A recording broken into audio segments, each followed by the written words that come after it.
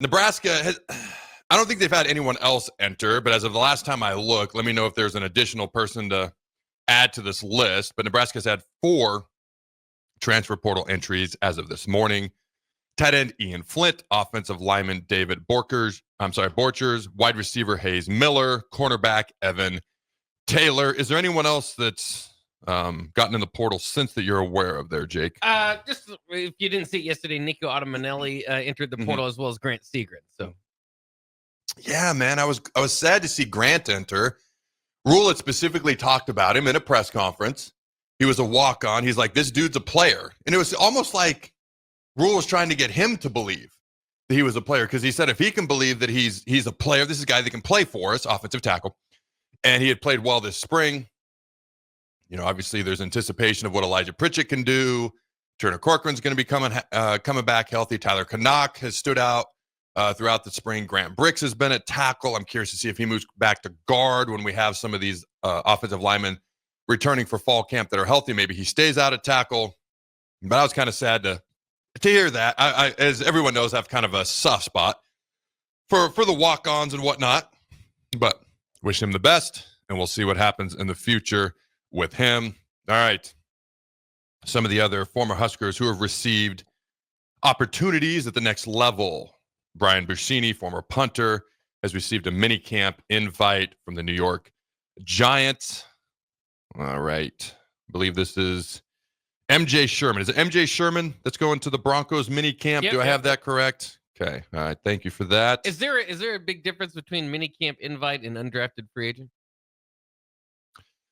So, like, undrafted free agent is the minicamp invite's more of a tryout. Like, you're showing up to the minicamp, and either you're going to be there at the end of the 3-day minicamp or you're not, which can be anybody at any given time.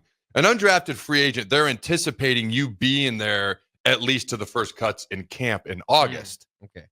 The minicamp invite, it's like a tryout. Like, you're here for 3 days, and then you either get invited back or not. Does that make sense, the difference? Yeah, and is there like a money difference as well, I would assume? I'd be unfamiliar with that. Okay. I would imagine the guy with the undrafted free agent status may get a little bit more just because they expect him to be there longer. Yeah. But at the same time, if they haven't drafted you, it's kind of one of those things. They're not going to put a bunch of money on the table until you earn that spot for sure going forward as well either. So I don't know. I can't speak monetarily to the difference there. We mentioned Tommy Hill. All right, minicamp invite to the Vikings, Micah Mazuka. All right. It says Chiefs and 49ers on here. How does that work? I'm not sure. I'll look at that. That's a little confusing for me. It says Pro Big Red Minicamp invite Micah Mazuka. All right, this is per Nebraska Football on X. It says Chiefs plus 49ers. So I'm not exactly. You got an invite from both of them? I'm not sure how that works or what that means. Also, the graphic is so similar because the Chiefs and Niners colors are not that different. It's hard to tell even which one is which as I look at this. I will say this. I'm very curious about Micah Mazuka. I've been told he was the most NFL-ready offensive lineman we had. He didn't start or play a bunch last year, especially after midway into the Colorado game. And I believe at one point they said he kind of lost his job. There was a game last year where he's at the Lincoln Airport on Friday before the game on Saturday. Obviously, he didn't play on Saturday. So this is a guy who has the talent, the ability. He's technically started for Nebraska. So he started for 3 different Power 4 programs in 3 different Power 4 conferences.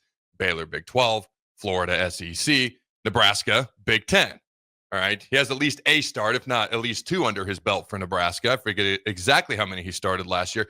And this is a dude, when he was at Baylor, he was graded the second best run blocking guard in the entire conference. And that's when Oklahoma and Texas were still in the conference. So this dude's got talent. He's got ability. You know, but you got to put it together. How does that work? How's it going to come together? Some guys kind of find themselves as time goes on. Some guys, you know, it takes even more time than that. And sometimes football's passed you by at that point.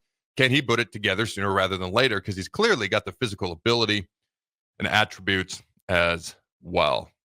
All right, the quarterback, Trey Taylor, 2027 quarterback. One of the top quarterbacks in the country. He came back to Lincoln again this past weekend. I saw him on the field during the Husker games. He wanted to get a feel for the current players, the coaching staff, the fans. and a feel and the vibe around Lincoln again. You know, most spring games, coaches at Nebraska will bring in recruits, and you got the spring game atmosphere and Husker Nation to help with recruiting. Again, not anywhere near as big a crowd as you're typically used to, or whatever you want to dub last weekend, the Husker game, spring game replacement weekend. There was some live football, or whatever the case may be. But it seems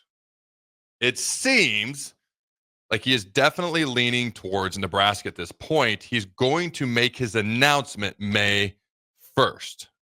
May 1st, he'll make his announcement, and it sure seems like things are strongly pointing at this point in time towards him coming to the Big Red. I thought this was interesting. All right, Braylon Warren, who's Steve Warren's son, all right, 6'2", 195-pound quarterback, class of 2027, all right, out of Omaha West Side. Ohio State is meeting with him. So I just thought that was interesting. We'll see if anything unfolds with Braylon and Nebraska down the road. To this point, I don't believe there's been anything, but we'll see what happens. And we'll see what happens, you know. Maybe he gets an offer from Ohio State. Maybe they like what they see. We'll see what happens.